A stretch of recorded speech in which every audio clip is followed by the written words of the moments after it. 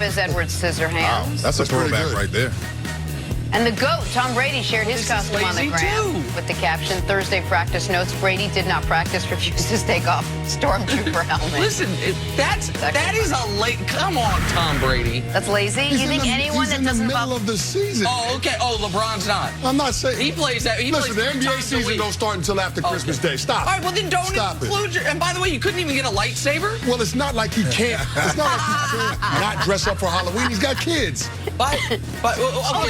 Stormtroopers don't have lightsabers. Okay, listen, I apologize. I had friends in high school. I wasn't into that kind of stuff. No, in fact, he's got the exact right gun, or weapon. Okay, well, fair enough. That costume is whack, Tom Brady. You just put on a helmet and a white out jumpsuit. It's whack. And by the way, I'm no Star Wars expert. I don't remember a bunch of dogs hanging out with the stormtroopers. Or a bunch of what? New England area mansions behind him? This is the only way that Nick can be critical of Tom Brady because he can't talk about nothing.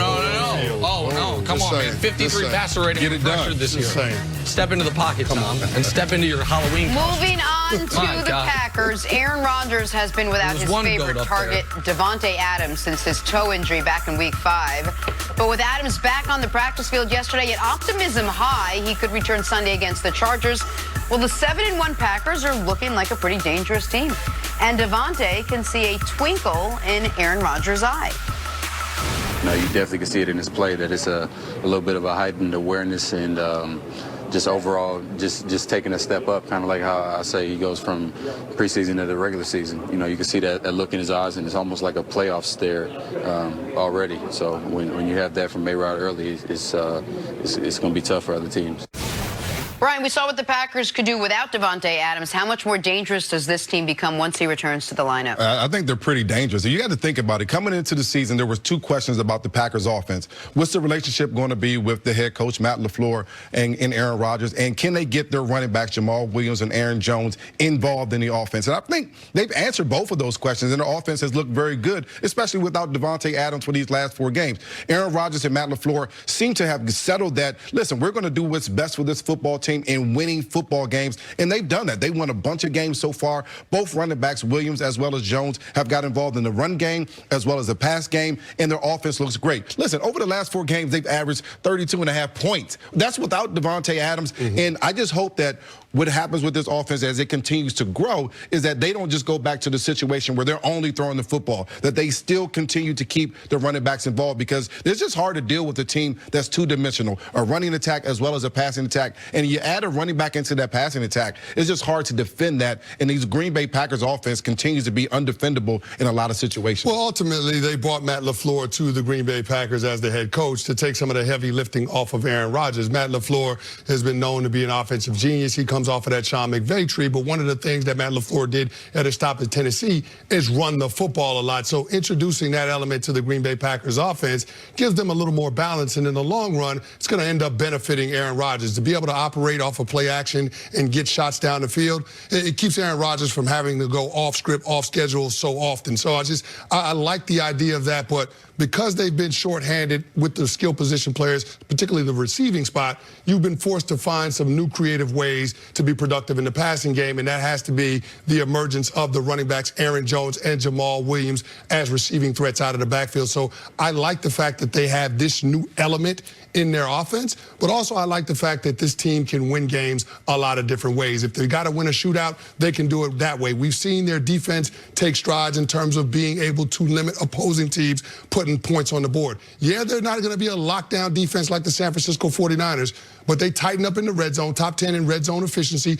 defensively, and the fact that you have 2 guys that can get after the quarterback, that plays well once we get to December and on into the tournament. So I do believe that this Packers team is built to make a playoff run this year. But seeing them being able to run the football, seeing them be able to play good defense, I think that's what put this team over the top. Here's what the Green Bay Packers had working against them the first half of the season. New head coach, new offensive system for the first time since Aaron Rodgers has been the starting quarterback. You had a very front-loaded part of your schedule as far as your most difficult games were in the first 8 instead of the second 8. Your only reliable, established wide receiver on the roster has missed half of the time, and they are 7-1. no matter what is in Aaron Rodgers' eyes, the whole league should be terrified of this team. This is the best team in the NFL. The Saints have been the most impressive because of what they have overcome, given they didn't have Drew Brees for 6 weeks. This is the team that is going to be the 1 seed in the NFC. You look at the rest of their schedule, they have 2 games. The rest of the way, they will be underdogs. At San Francisco, at Minnesota. That's it. And it might be a pick 'em at Minnesota, yeah. but if you were going to get them, well, they're at the Chargers, home for Carolina, then a bye. So they'll be 9-1 going into the bye. At San Francisco, then at the Giants, home for Washington, home for Chicago, they already beat. Wow. At Minnesota, they already beat. And at Detroit in the final week of the year. The Packers, if you were going to get to them, you needed to get to them early. That's why that first game of the year at Chicago, where the offense only scores 10 points, made one big play, the Aaron Rodgers shot early in the game. It's all they needed. That's why beating Minnesota the way they did in week 2 was so critical. They had the one hiccup Thursday night against Philadelphia, where either Philadelphia was more desperate or they just played their best game, whatever it was. The Packers are the best team in the league. And they've got right now the best healthy player in the league. Aaron Rodgers and Russell Wilson probably battling for that as we speak. But everyone should be scared of this team. One thing they have not been able to do with Aaron Rodgers, the quarterback, is consistently have these 12, 13-win regular seasons so they get a bye, so home field comes through Green Bay. I believe they've only had a bye twice with Aaron Rodgers as the quarterback. Yep. They've only had the #1 overall seed once, the 15-1 year, where your New York Giants went up there and smacked them around. Yeah, when Tom Coughlin's ears almost chipped off his head. No, this is the best Packer team we have seen since that 15-1 season.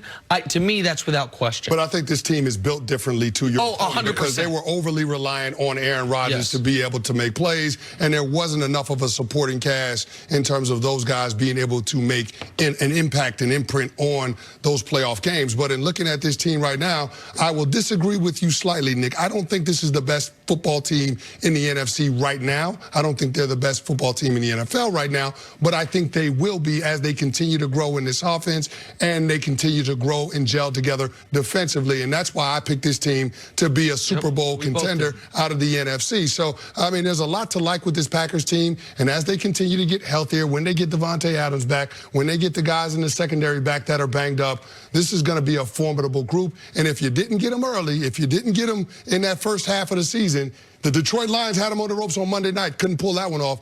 And I think it's going to be harder as this thing progresses as we get to December. Having that good mix of run and pass, getting Davante Adams back is going to be huge. But I think Nick made the best point. Having to go to Green Bay, especially if you're a dome team, if you're the Saints and you have to go out there to Green Bay and play in January, that's huge. And what about San Francisco? Oh, San Francisco, same type of thing. I know they're not a dome team. Yeah, but it's the same type of thing. You go there and it's -10 there. That's a different type of football that you want to play. And that's when your offense and your defense, they're like, hold on, time out. And I remember this. We played the Atlanta Falcons in the NFC Championship game years ago with Michael Vick.